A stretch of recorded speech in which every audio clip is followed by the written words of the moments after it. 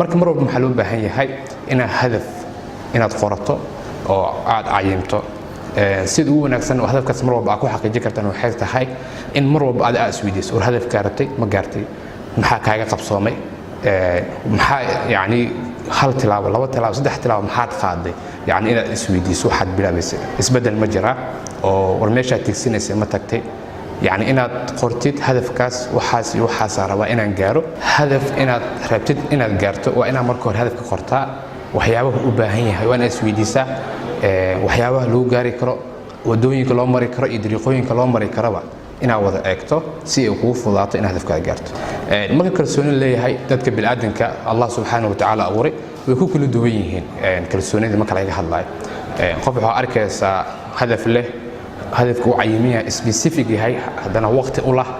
هذانا هدف لجاري كراه سيدو كلمة مشيرة والله أو هذانا العبير كرا هذانا قف أصلا كل دقائقين يعني ما لها كلسوني وحي أو قسمة مركز سياس درتين وحلو بهاي هي مركز هدف عيمته إن أسكت ضيدا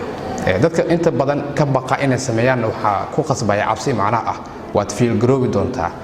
ما جاري دونت هدف كاي ما حقيقين دونت عبسي بدن يكون هرسان حتى وحاليا واصحابتا قار كميد inay ku dhahan warni waxaas sameynayso wax la sameey karamaha wax la gaari karamaha